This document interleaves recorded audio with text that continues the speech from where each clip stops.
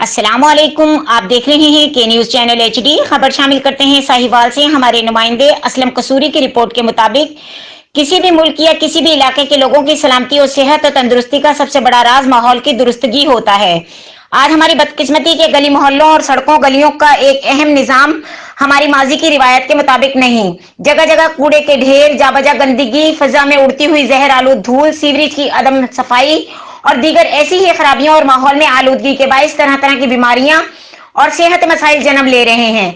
अब ना ही मुतल्लका इदारों को इस सूरत हाल की फिक्र है और ना ही कौमी सतह पर इसकी परेशानी किसी को लाहक है।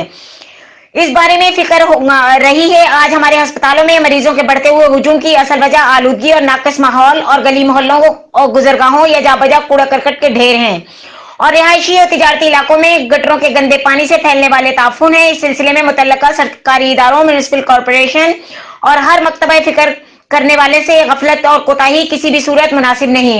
हुकूमत को इस सिलसिले में कौमी सतह पर भी मौसर इकदाम उठाना चाहिए। बहुत प्रॉब्लम बनी हुई है। अब ये देखें, नमाजी आते हैं, बड़े तंग होके गुजरते हैं इधर से।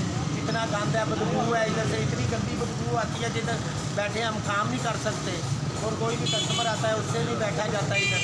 बराए मेहरबानी कोई भी हुकाम जो बात सुन रहे हैं वो इसका नोटिस लें और ये हमारे इलाके की सफाई कराई जाए। मेहरबानी है। आपके नमाजी, आपके हाजी साहब नमाज पढ़ के आए हैं तो ये देखें, ठीक है, ये भी मोअज़्ज़ज़ आदमी है, नमाज़ पढ़ने के लिए आते हैं। जब इधर से गुजरते हैं बाज़ टाइम गंदे पानी के छींटे पड़ जाएँ तो फिर वज़ू भी ख़राब हो जाता है, कपड़े भी ख़राब हो जाते हैं।